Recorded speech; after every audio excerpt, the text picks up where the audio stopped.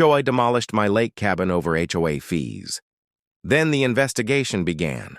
I never thought I'd come home to find my entire life reduced to a pile of splintered wood.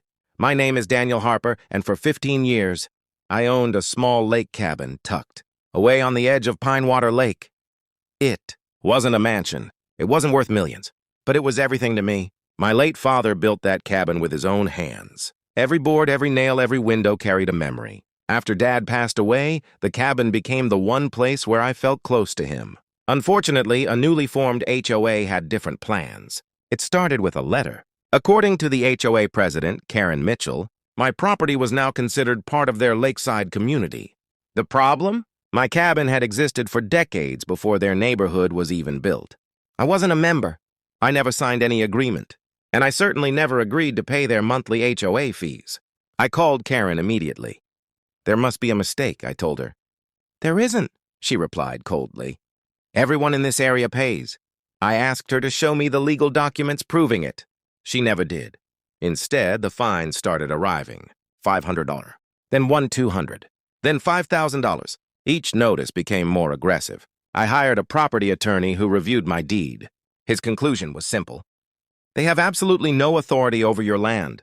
I thought that would be the end of it. I was wrong. 3 months later, I left town for a fishing trip with friends.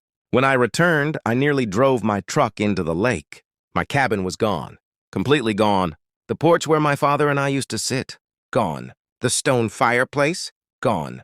The bedroom where my parents spent their summers, gone. All that remained was a mountain of debris. My legs nearly gave out beneath me. I stood there staring at the destruction, unable to breathe.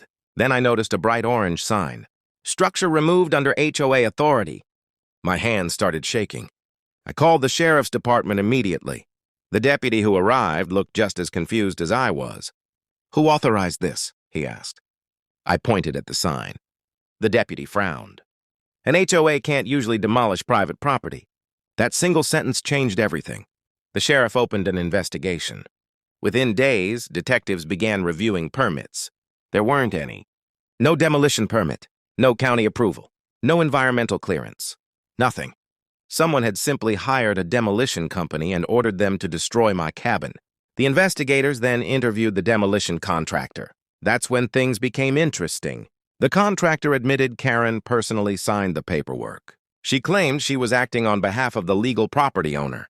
The company trusted her documents and proceeded with demolition.